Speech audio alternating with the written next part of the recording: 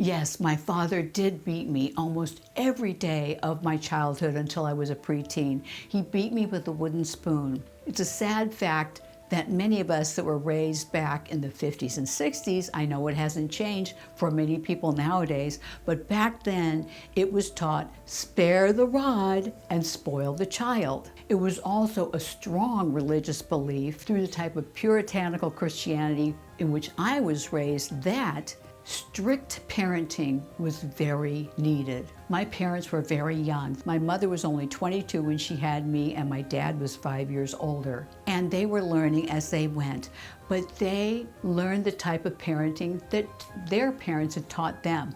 Both their parents had been very strict, and my father believed in a very flagellistic type of Christianity. I love A Course in Miracles. There are many ways to God.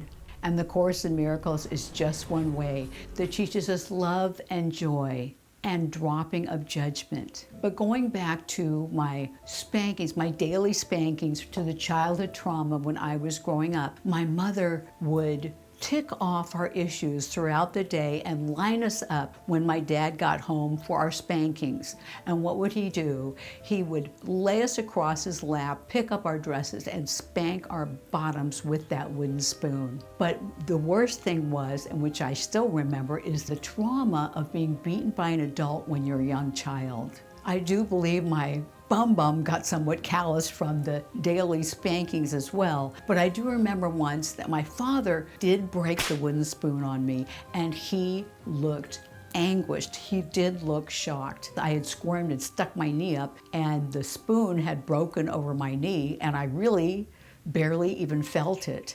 So I knew then that he was doing what he felt was his duty. The positive thing about all of that is I swore that I would never embarrass or do anything like that to my children. So many of us replay these childhood traumas over and over in our heads. And what does that do to us? What does it do to our current life? I know what it did to my dad. My dad was guilt-ridden in so many ways from his flagellistic religion that taught him he was sinful and guilty. And I knew he felt some guilt for punishing us, although he felt like his duty. It was this big dichotomy within him. The Course of Miracles teaches us that when we're judging other people, when we are reacting in anger, we are listening to the ego instead of to love.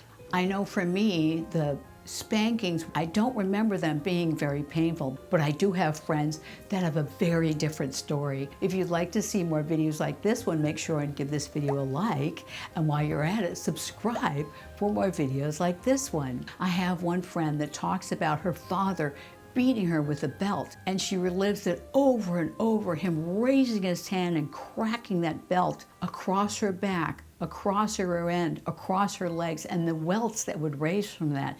She relives it over and over in her mind and keeps that anger toward her father alive in her heart. What the Course in Miracles teaches us, the ego is having us live in the past or the future. When we relive these types of events, they're not happening anymore. They happened a long time ago. And when we keep them alive, when we keep reliving them, the ego has so much joy in that because it makes us feel depressed. It makes us feel sad. It makes us feel unworthy.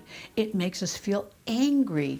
And those are all emotions that the ego brings into our life. A Course in Miracles teaches us that we brought an ego into being in this world to keep us believing in the separation, to keep us believing that we're better than other people, that we're separate from other people, that they're just bodies and we're just bodies. We often don't pay attention to or see that eternal spirit of love and joy in all of us. There's no separation between us and them. The ego doesn't want us to wake up between what is real and what is imagined.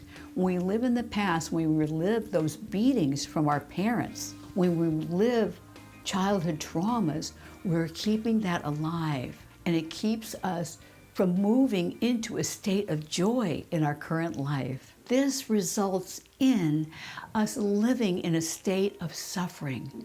That suffering can be so acute. Realize that that person is no longer here. That person is no longer traumatizing you.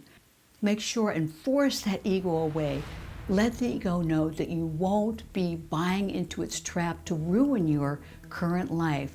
This can apply to many things in your life, many traumas. If you've had issues with a past partner, if you've had issues with a marriage, if you've had issues with friends or with work, that can all be severe trauma. I know I worked with a girl being severely traumatized by her work, feeling like she's in a black tunnel of despair with no escape. She disagrees with their views. She thinks they're taking the company in the wrong way.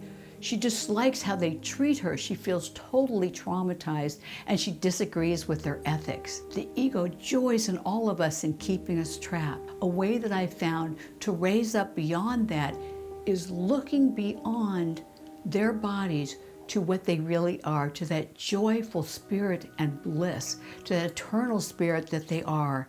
And when I learned to do that, when I was young and having issues with work, I found out that it would raise their awareness to the level of spirituality, and they would be able to make more elevated decisions, and they would be able to sense those feelings from me and act accordingly. But back to the issue of childhood trauma, the ego loves having us relive these issues over and over. We could be laying in bed at night or thinking about our parents and reliving these issues, blaming them. The ego loves to traumatize us over and over. Let's say that I received 100, 200, 300 spankings as a child. I don't remember exactly how many they were, but since then, if I relive that every night or several times a day, the ego tends to use the same incident, traumatizing yourself, viewing yourself being hit. It's like you're hitting yourself now over and over, living in the past, living in a nightmare. Let the ego go because it loves keeping you trapped in trauma. That's the ego's job. The ego loves keeping us trapped in terror. Let's look at that once again. Remember your father's hand raised with a belt to hit you. Look at his face. See if you can see compassion for that man just about to hit you. What does it look like in his face? For me, I saw a man. I see a man now who was, although he's actually deceased now, but who was tired. I see that sadly in him. It makes me very sad to see how he felt. And I see the guilt my father felt. The guilt is the ego's playground. The ego loves having us feel guilt because what guilt does is it brings on addictions. It brings on the drinking. It brings on the drugging to escape guilt, to get rid of that pain. Imagine now what you would be like without those images replaying in your head, without those images over and over of your father hitting you. What would you feel like? You'd be more relaxed. You'd be more compassionate. You could feel joy again. You could let the past go. So if we do instead choose to relive those memories, we keep ourselves trapped in the past. That is the dream that the Course in Miracles talks about. The ego wants to keep us living in the past memories or living in potential future issues instead of feeling the joy and the love and the bliss that could be ours, only found truly in the present. Now seeing this past can be a gift to you because now you see how the ego works, how it keeps us trapped in guilt. If you watch those images in your head every day, you could be mad at your partner, you could be mad at a friend or a coworker. If you see the ego using these thoughts of things that have happened in the past or could happen in the future, the guilt happens again, the upset happens again, the anger happens again. So instead, laugh that ego off, refuse to get trapped, refuse to get traumatized by these issues. Let them go and feel the present. That's when I found the miracle. That's the only place the miracle can exist. I have an entire video about the ego that I will link here and in the description below. So make sure and visit that to learn more about the ego. But I wanted to bring this video to you today so that you can be more aware of the ego's tricks and how the ego inserts yourself in your life, trying to rob you of joy, trying to rob you of the truth that you are an eternal spirit made of love and connected to all your brothers and sisters, all joined together in God's love. If you enjoyed this video, I'd love to hear your feedback.